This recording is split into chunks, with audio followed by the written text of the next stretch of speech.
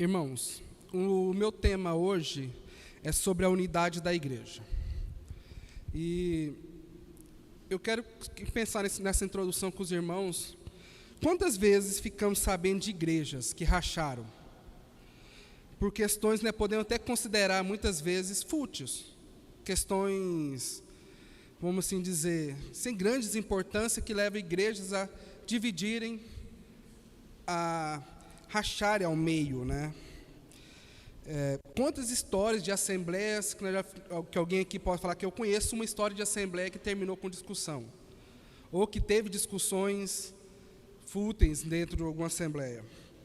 Ou quantas igrejas se dividiram e surgiram outras por questões de ego, porque um irmão queria se achar mais que o outro, porque um queria ter mais importância que o outro.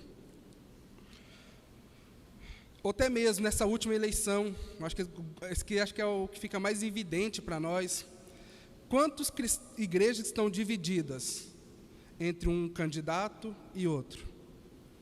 Irmãos que não conversam com um porque ele vota em fulano, enquanto o outro vota em ciclano. Quantos irmãos que estão preferindo se voltar a um político do que ter a unidade com a igreja de Cristo? Esse tempo atrás eu estava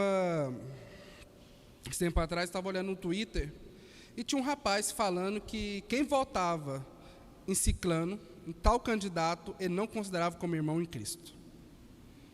Ele estava colocando questões humanas acima da unidade da igreja. Mas será que é isso que Deus espera de nós como igreja? Divisões, intrigas, tantas divergências que a gente às vezes encontramos dentro da igreja? Será que é isso que Deus espera da sua comunidade? Será que foi para isso que Deus nos separou como seu povo? Para ser um povo rachado, dividido? Não, meus irmãos. Deus quer uma igreja unida. Deus quer uma igreja que tem unidade. Ele quer uma igreja que busca a unidade acima de tudo. E é por isso que eu acho que é um tema tão importante da gente debater. A unidade da igreja. E para isso eu quero ler o texto de Efésios, capítulo 4, nós vamos ler do versículo de 1 a 6.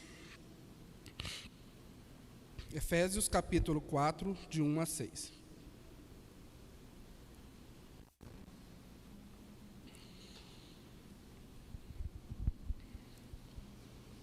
Todos encontraram? Amém. Diz assim a palavra de Deus. Por isso eu, o prisioneiro no Senhor, peço que vocês vivam de maneira digna da vocação a que foram chamados. Com toda humildade e mansidão, com longanimidade, suportando uns aos outros em amor, fazendo tudo para preservar a unidade do Espírito no vínculo da paz. Há somente um corpo e um só Espírito, como também uma só esperança para a qual vocês foram chamados. Há um só Senhor, uma só fé, um só batismo, um só Deus e Pai de todos, o qual é sobre todos e age por meio de todos e está em todos. Amém?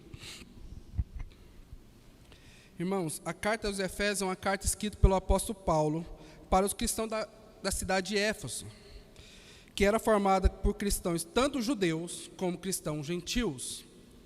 Então ali já temos aqui dois povos unidos dentro de uma única igreja, e isso às vezes criava divisões ali dentro.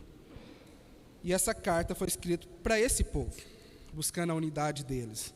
E essa carta também ela foi escrita por Paulo de dentro da prisão de Roma.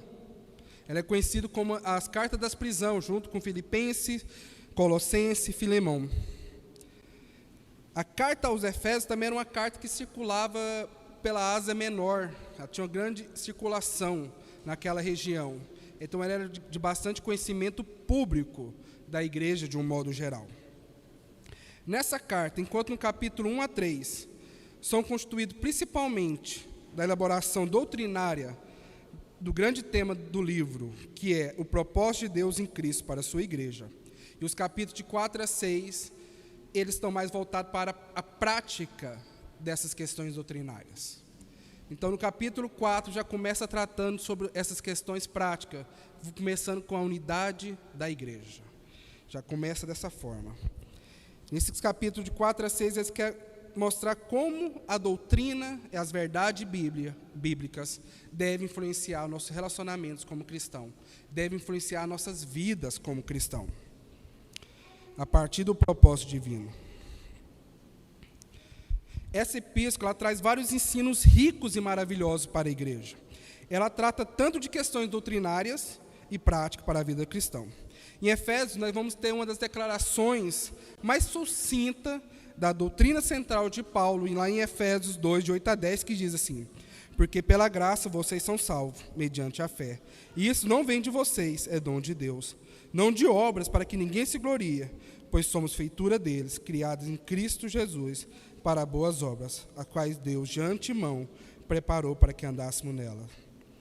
Podemos dizer que entender esse ponto central é importante para nós compreendermos a ideia de Paulo que ele queria passar para a igreja. Paulo, ele coloca a salvação que foi feita mediante a fé em Cristo Jesus como a base do nosso viver, como a base daquilo que vai guiar as nossas relações do dia a dia, a base que vai guiar o que nós fazemos como cristão. O que deve guiar e nortear a nossa vida como cristão, essa salvação que nós recebemos mediante a fé em Cristo Jesus, através da redenção que encontramos nele. Paulo vai escrever aos cristãos de Efésios sobre a importância da unidade, aqui no capítulo 4, e é sobre ele que nós vamos debater a partir de agora, nesses primeiros 6 versículos, sobre a unidade da igreja. Paulo começa o capítulo 4 falando que ele é prisioneiro no Senhor.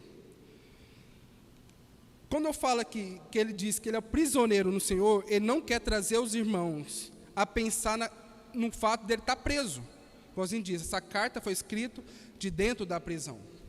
Ele não quer trazer os irmãos a pensar sobre a prisão. Pois ele quer mostrar assim, beleza, a prisão, ela pode nos limitar aonde nós vamos, onde nós podemos, ela limita a gente fisicamente. Você não pode, quem está preso não pode sair de lá de dentro. Estão limitados. Ele não poderia sair da prisão de Roma e ir até Éfeso pregar. Não. Por isso que ele escreve essa carta e manda. Mas o que ele quer falar aqui é que mesmo preso, ele ainda é um cristão. Ele está em Cristo Jesus. O fato de ele estar como prisioneiro não muda o fato que ele é um prisioneiro no Senhor. No sentido que quando nós nos tornamos cristãos, nós nos tornamos servo de Deus. E precisamos viver de acordo com esse Senhor, que a vida dele era controlada por Deus. Ele agora estava sob o domínio de Deus. Ele estava como prisioneiro do Senhor para viver conforme o que Deus tinha para ele. E ele continua nos chamando a viver de maneira digna da vocação do nosso chamado. Quando a gente falamos em chamado, muitas vezes nós pensamos no quê?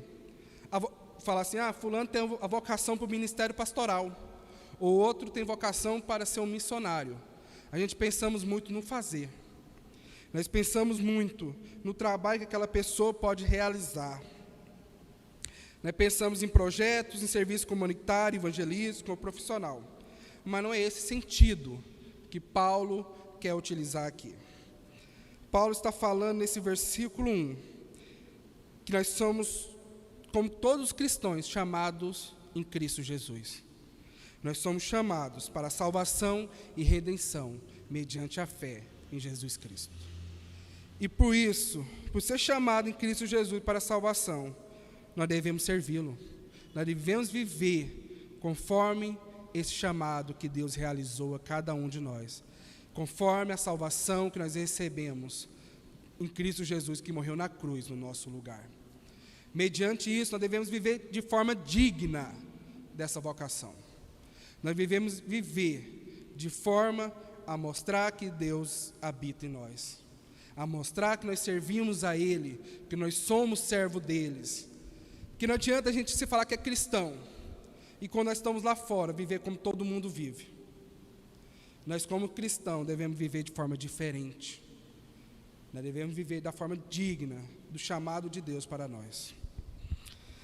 Quando nos encontramos com Cristo, Ele deve mudar a nossa vida. Ele deve mudar a forma como nós enxergamos o mundo e vivemos no mundo.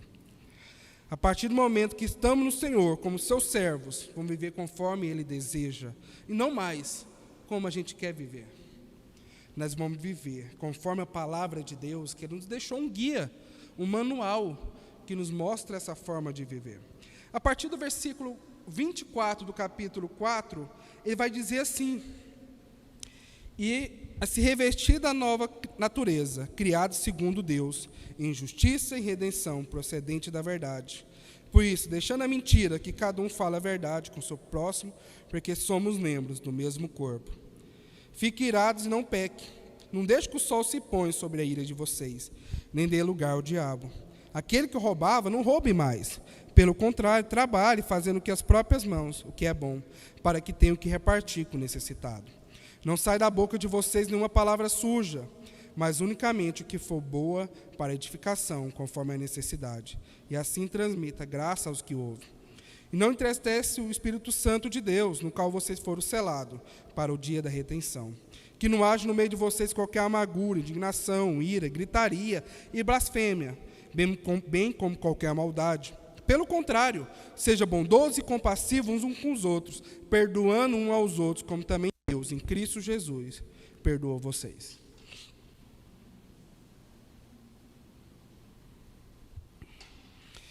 Esse texto nos lembra que, como cristão, não podemos viver mais como a nossa antiga natureza, mas segundo a nova natureza que recebemos em Cristo Jesus. Nós recebemos uma natureza que foi criada segundo Deus.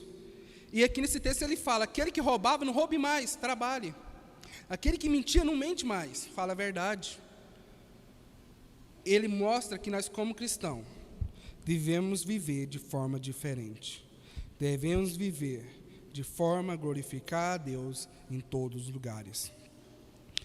Uma coisa interessante que ele fala que no meio de nós não devemos ser guiados por gritaria, blasfêmia, indignação ou qualquer outra maldade. Mas nós devemos ser bondosos, compassivos uns para os outros, perdoando uns aos outros, como também Deus em Cristo perdoou vocês.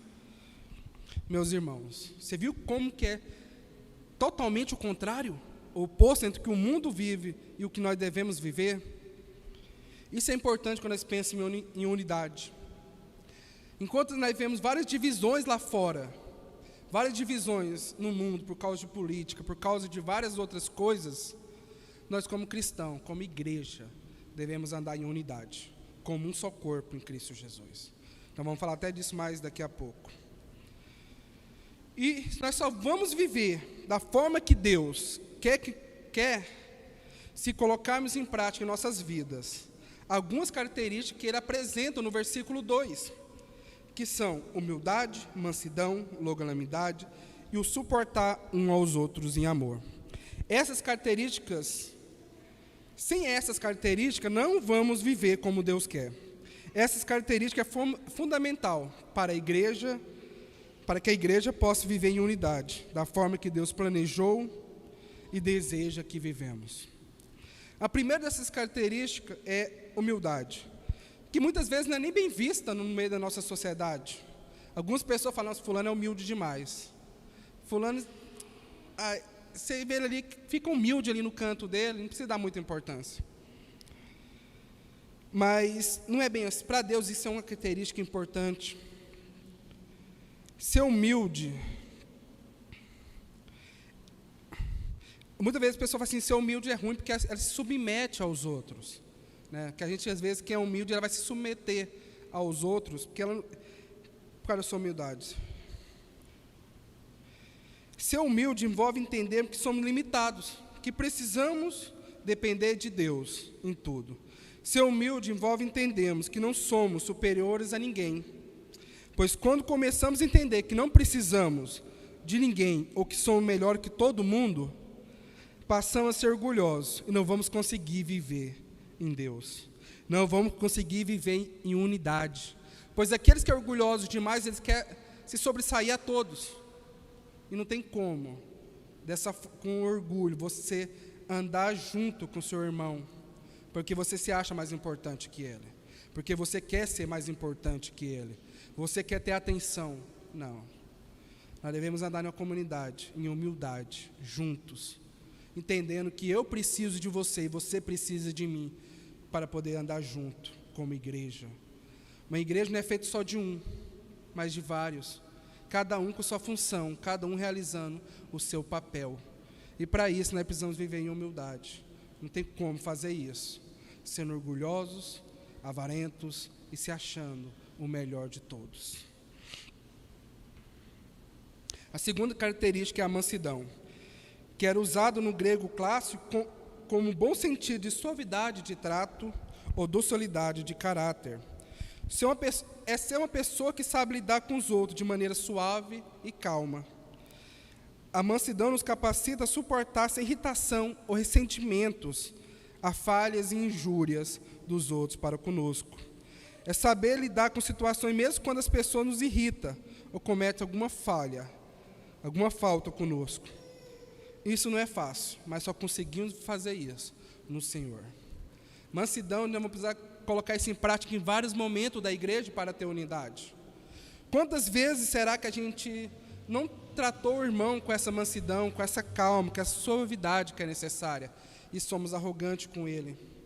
Tratamos com dureza, em momentos que às vezes não era necessário dureza, mas sim ter paciência e calma com aquele irmão.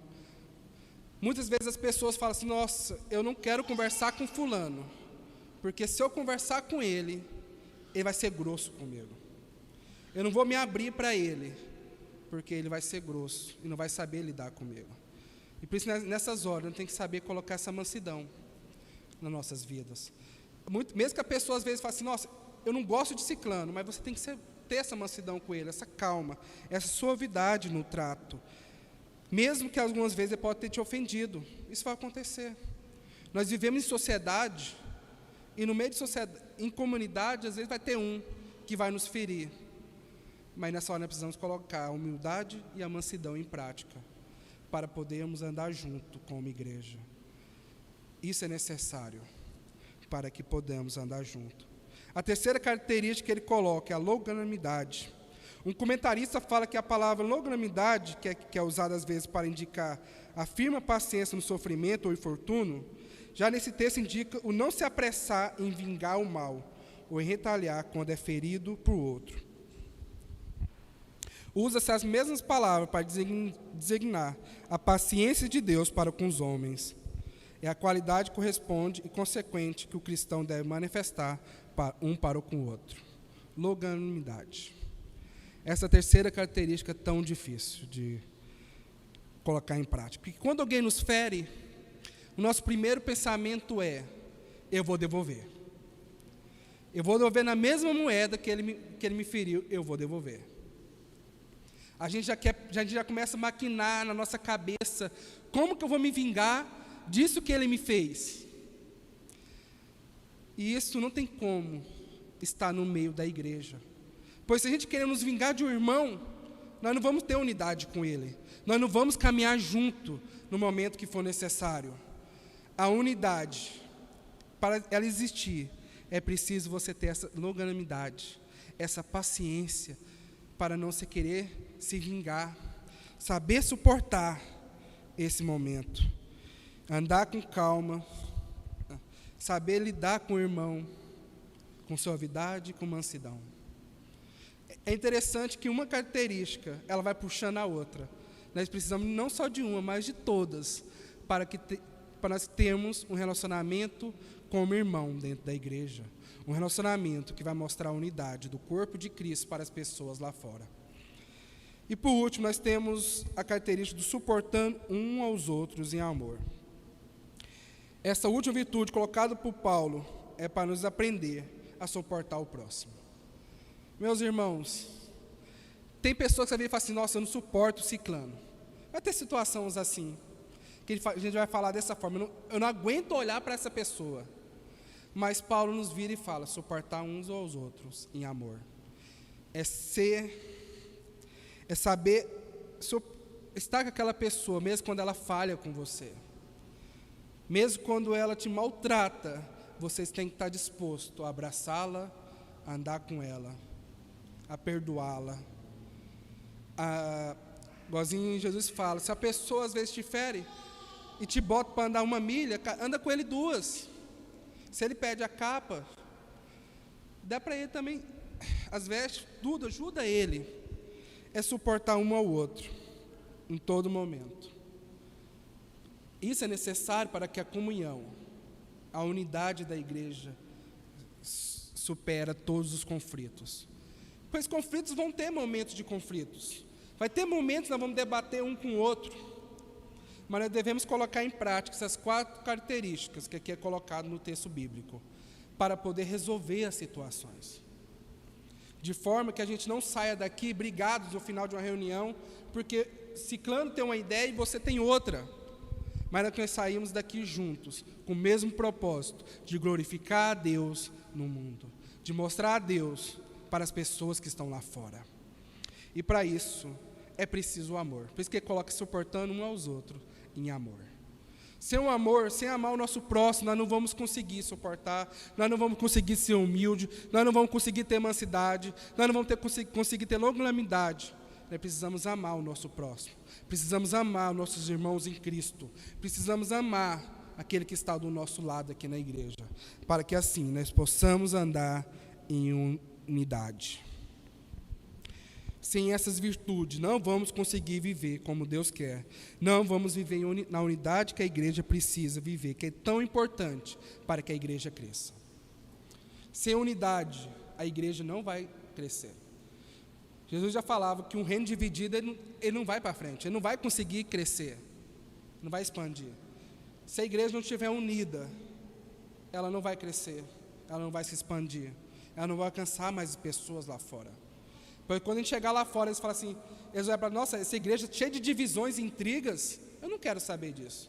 Eu já tenho isso aqui fora, por que eu vou para a igreja para ter a mesma coisa?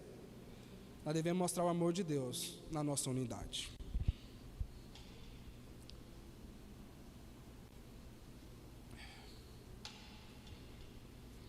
No versículo 3, o apóstolo Paulo chama a igreja para fazer de tudo para perseverar na unidade do Espírito e no vínculo da paz. Paulo quer que a igreja e os cristãos vivem em unidade, pois é assim que Deus quer que andamos como seu povo. Quando vivemos como Deus quer e quando colocamos em prática as características que foi apresentada antes, vamos viver em unidade. O que me chama a atenção aqui é o que Paulo coloca, fazendo de tudo. Ele não coloca tentando fazer algo. Se possível, faça algo. Ou talvez faça algo. Ele não coloca isso, ele coloca façamos de tudo para preservar a unidade. Isso significa que nós devemos esforçar, correr atrás, tentar de tudo para preservar a unidade, correr atrás para que a unidade aconteça. Vai ter momento, meus irmãos, que nós vamos ter que, às vezes, igualzinho eu disse, engolir o nosso orgulho e ir até aquele irmão que nos machucou, falar, irmão, isso não foi certo, nós precisamos andar em Cristo Jesus junto. Eu te perdoo. Você me perdoa também por ter falhado com você? Vamos andar junto como igreja? Vai ser preciso fazer isso. Vai ser preciso você dar o braço a torcer, mesmo você não querendo. Por isso que ele fala, façando de tudo para que a unidade aconteça. Quantas pessoas, às vezes, dentro da igreja, deixam de conversar uma com a outra, por questões fúteis, muitas vezes. Ou, igualzinho nós estamos aqui na época de eleição, porque um apoia o candidato A, o outro apoia o candidato B, as pessoas param de se conversar dentro da igreja, por causa de questões políticas. Ou quantas reuniões de assembleia que dividiu a igreja por causa de temas, eu vou colocar assim, muitas vezes considerado besteira. Eu já vi em assembleias criar divisão entre os irmãos, quase que rachar a igreja ao meio, porque um queria pintar a igreja de uma cor, o outro queria pintar a igreja de outra cor. Vocês conseguem entender um assunto tão supérfluo, a cor da parede, dividir uma comunidade? E quantas vezes a gente vamos olhar isso nos nossos relacionamentos com o irmão? Quantas questões que às vezes podiam ser resolvidas com simples conversar? ou até mesmo com uma reunião com o pastor. Talvez pode ser que precise disso. Em vez disso, a gente prefere a divisão do que andar em Cristo Jesus, em unidade como igreja. Será que quando a gente passamos por essas questões que eu estou citando aqui, a gente está fazendo de tudo para preservar a unidade da igreja? Ou estamos nem um pouco nos importando e preferindo entrar em discussões vãs, em debates aleatórios por político, qualquer coisa que for, em vez de andar em unidade com nossos irmãos? É certo que a unidade não é algo fácil de manter, tanto que Paulo utiliza o termo preservar, que significa que devemos lutá-la para mantê-la. Vai ter momento, talvez vai estar quase ruindo, e é nesse momento que você deve fazer de tudo para preservar a unidade. Você deve correr atrás, deve estar disposto a caminhar mais uma milha com seu irmão, para que a unidade da igreja seja mantida, para que a unidade da nossa comunidade seja mantida. Isso, quando eu falei para fazer de tudo, isso não significa que nós vamos aceitar qualquer coisa dentro da igreja, por causa da unidade. Falar assim, fulano está em pecado, está em adultério, nós vamos aceitar isso porque nós precisamos preservar a unidade? Não. Aí nós devemos colocar em prática o que a Bíblia nos ensina lá em Mateus 18. Temos toda a questão de disciplina para esse caso.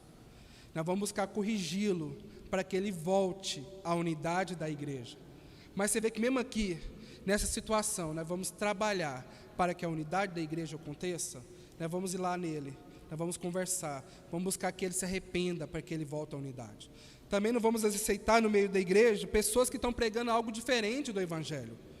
Se isso acontecer, nós devemos estar dispostos a chamar aquele irmão e falar, irmão, você está ensinando algo diferente do que Deus ensina na sua palavra. O correto é isso e isso e isso.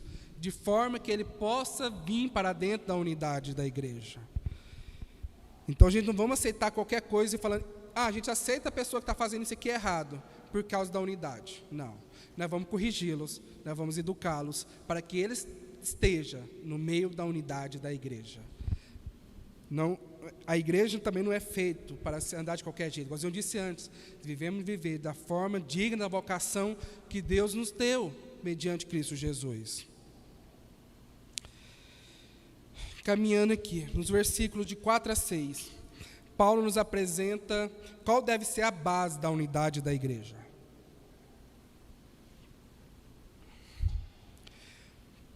Paulo vai apresentar 7 coisas que é essenciais da unidade, que é a essência da unidade da igreja, que são um só corpo, um só espírito, uma só esperança, um só Senhor, uma só fé, um só batismo, um só Deus e Pai de todos. A base da unidade da igreja, meus irmãos, não é nós como pessoas, não é nós como cristãos, mas o próprio Deus. A essência da gente andar em unidade é o próprio Deus. Devemos manter a unidade porque estamos unidos através de um só corpo em Cristo Jesus. 1 Coríntios 12, se eu não estiver enganado, é um texto que Paulo vai dizer que nós somos um corpo em Cristo Jesus. Um corpo formado por vários membros, mas um só corpo. Nós somos um só corpo. Quando nós aceitamos Cristo Jesus, nós nos unimos a esse corpo. Talvez cada um com uma função diferente. Nós vamos ter irmão que vão pregar, nós vamos ter irmão que vai cantar, vai tocar violão, que vai cuidar do som. Irmãos que vão orar, que vai ser aqueles irmãos fervorosos da oração. Cada um com uma função diferente, mas um só corpo em Cristo Jesus. Meus irmãos, você, no seu corpo, sua mão direita fica brigada com a esquerda? Seu pé direito fica brigado com sua mão, com seu olho? Não. Se uma parte não está funcionando direito, todo o corpo sente. Pode dizer, quando você machuca, pode ser aquele dedinho mindinho ali, que você bate na quina da cama ali, o corpo todo sente. A menor parte que a gente vê esse nosso corpo, ela é necessária e é importante. Por isso nós devemos andar junto em unidade. Nós somos um corpo em Cristo Jesus. Nós estamos unidos em um só corpo. E Cristo é o cabeça desse corpo, que nos guia, que nos mostra a direção, que nos lidera. E quando Paulo coloca aqui para os Efésios, como eu disse antes, lá dentro da igreja tinha judeus e gentios. E quando ele fala um só corpo, significa que não existe um corpo por judeu e um corpo por gentil. Não, é um corpo só. Não existe um corpo para quem é rico e um corpo para quem é pobre. Não, todos estão juntos. Não existe diferença dentro do corpo de Cristo. Nós todos estamos unidos em um só corpo. Nós todos estamos unidos em Cristo Jesus, nesse corpo que é Cristo.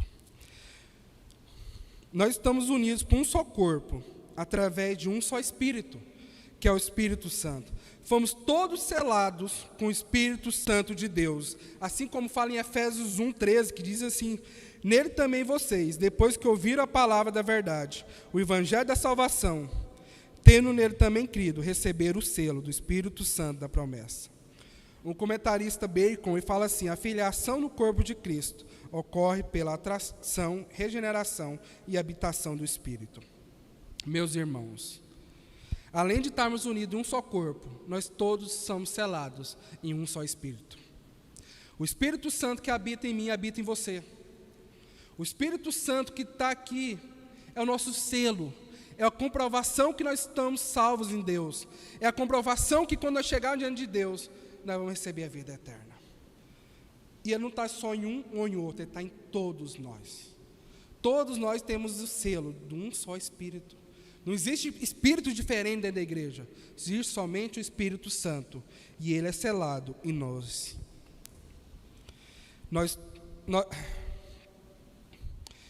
E meus irmãos, nós temos um só corpo e um só Espírito. E também temos uma só esperança. Todos nós que estamos aqui, que saímos da nossa casa, nesse domingo à noite, e viemos aqui tirar um tempo na igreja, estamos unidos, porque nós temos uma só esperança. Nós todos estávamos mortos nos nossos delitos e pecados, caminhando em rumo ao inferno, perdidos, mas porque nós encontramos Cristo Jesus, que é a nossa esperança do nosso viver, a gente nos rendemos a Ele, e hoje estamos aqui louvando a Deus. Todos nós estamos confiantes que Cristo Jesus um dia veio à terra, morreu no nosso lugar na cruz, e um dia vai voltar para nos buscar. Ele ressuscitou e um dia vai voltar para nos buscar, para estar com Ele. Todos nós temos essa esperança. Nós estamos unidos como igreja nessa esperança. Por que então a gente busca tantas vezes nos dividir?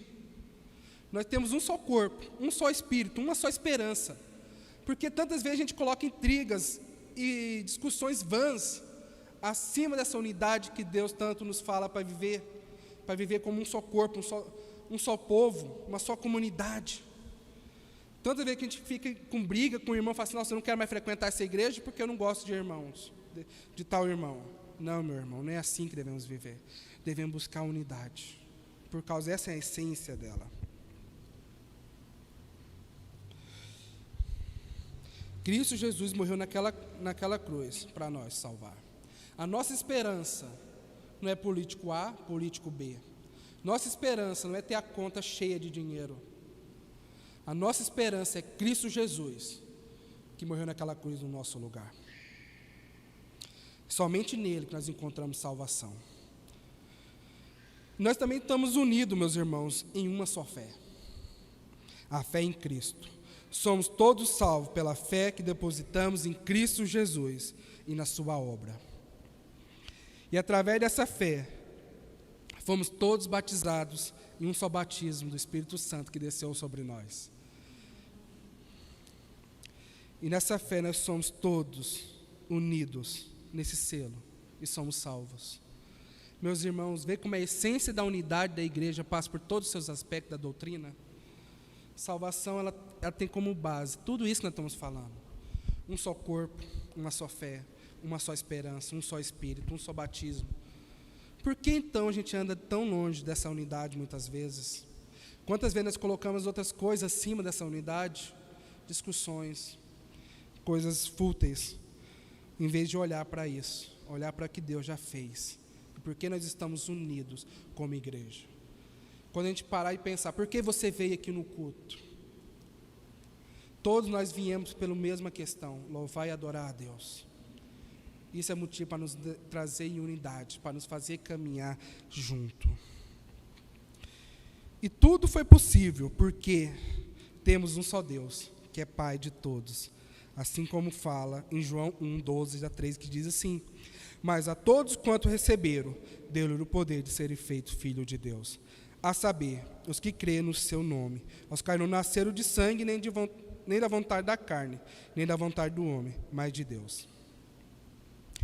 Todos nós estamos unidos em um só Deus, que nos amou e demonstrou misericórdia e graça por cada um de nós, quando mandou seu Filho morrer no nosso lugar na cruz.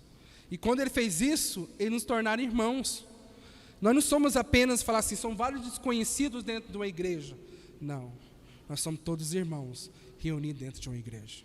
É por isso que eu falo, irmão Johnny, irmão tal, vem cá. É por isso que nós cumprimentamos um ao outro como irmãos e irmãs, porque Deus nos fez filhos. Não tem coisa mais triste que você ver irmãos brigados. É muito triste. Irmãos foi feito para um apoiar o outro. Minha família somos 4 irmãos. Nós somos um pouquinho grande. Mas toda vez que eu preciso de um irmão meu, que eu falo, Fabrício, eu preciso disso, você pode me ajudar? Ele, posso, estou aqui. Ou quando eles viram assim, Fábio, você pode vir cá me socorrer com isso? Posso, é meu irmão, cara. Se eu não puder ajudar você, eu vou ajudar quem? Isso nós fazemos para o nosso irmão de sangue. Nós também devemos fazer isso para o nosso irmão de fé, que estamos unidos em Cristo Jesus. Nós somos irmãos. E tudo isso porque nós temos um Deus.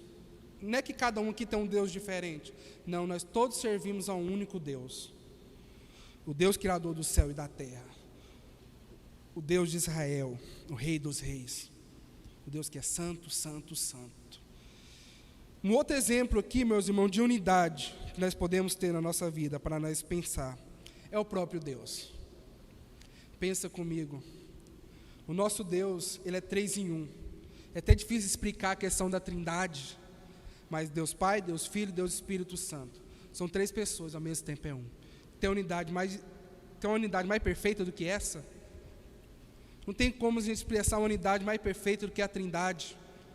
E esse é o exemplo de unidade que Deus tem para nós como cristão, como igreja. Viver como Ele vive. Vivendo em unidade e em comunhão perfeita. A igreja precisa demonstrar para as pessoas lá fora essa unidade. Porque quando as pessoas olham para a igreja e vê divisões, eles não vão querer entrar aqui. Ele não vai querer vir aqui e falar, essa igreja só tem divisões, só tem brigas, intrigas.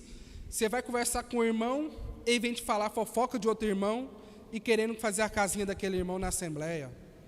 Ou então, fulano, você vai conversar com ele e já tem outra coisa para dizer de outro irmão. Fala assim, não, aquele irmão é assim. Não anda com ele, não. Tem algo errado quando nós fazemos isso. Como cristão, nós devemos buscar viver em unidade, caminhando junto, com o mesmo propósito de glorificar a Deus. Às vezes vai ter discussão? Vai. Às vezes vão ter uns debates mais acalorados em alguma assembleia, mas nada disso deve superar a unidade de Cristo Jesus que Ele tem para a igreja. Nós devemos, mesmo com as discussões, chegar num denominador comum, colocar a humildade, a mansidão, a longanimidade, o suportar um aos outros em amor, em prática nesse momento, para a gente chegar num denominador comum e a unidade ser preservada, e não as divisões reinarem no nosso meio. Meus irmãos, já estou concluindo já. A igreja, meus irmãos, não foi chamada para estar cheia de divisões, de intrigas. Fomos chamados para viver como Deus quer que vivemos, conforme o chamado e a vocação que Ele tem para cada um de nós, como cristão, mediante a fé em Cristo Jesus. Nós precisamos buscar, preservar e lutar pela unidade da nossa igreja. Uma das formas que nós fazemos isso é nos pequenos grupos, que, igual vocês falando aqui, tantos pequenos grupos que vão acontecer na quarta-feira.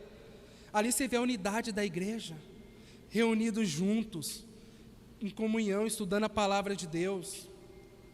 Essa unidade é demonstrada quando você abre mão, às vezes, do seu próprio orgulho, de querer estar certo em tudo, para poder caminhar junto com o irmão novamente. Essa unidade é preservada quando você está disposto a deixar de se vingar. Se o irmão te machucar, você fala, eu não quero descontar nele. Talvez você vai dar um tempinho para a sua raiva passar. E vai naquele irmão e fala assim, irmão, vamos conversar. Vamos ver o que está acontecendo de errado do meu lado e do seu, para que a gente possa preservar a unidade da igreja e possamos andar junto. Nós precisamos lembrar desses pontos que Paulo coloca em Efésios 4, de 1 a 6, para que possamos viver como igreja, andar junto em todos os lugares. Por isso, meus irmãos, tudo que eu falei aqui, nós devemos buscar viver de modo a manter essa unidade. Lembre sempre, por que você vive em unidade? Não é por qualquer coisa, é porque vocês são um só corpo, um só espírito, uma só fé, uma só esperança, todos guiados por um só Deus. Por isso que a gente andamos em unidade. Por isso que a gente coloca em prática a humildade, a mansidão, a longanimidade, suportamos um ao outro, para viver em amor um com o outro, para manter a unidade da igreja. Amém? E é isso que eu espero de vocês, que vocês possam lembrar dessa mensagem e buscar viver a unidade em todos os momentos. Vamos orar mais uma vez? Senhor meu Deus, grandioso Pai, te louvamos e agradecemos teu santo nome, ó Deus. Obrigado, ó Deus, por essa oportunidade de meditar na tua palavra, de entender tanto que é importante, ó Pai, a unidade da sua igreja e por que nós devemos andar nela. Pai, que isso possa estar no nosso coração a todos os momentos. Que na hora que o momento de divisões e intrigas vierem, nós lembrar, Senhor, que nós estamos unidos em Cristo Jesus, de uma só fé, de uma só esperança, em um só corpo, no nome do teu Filho amado Jesus Cristo. Amém.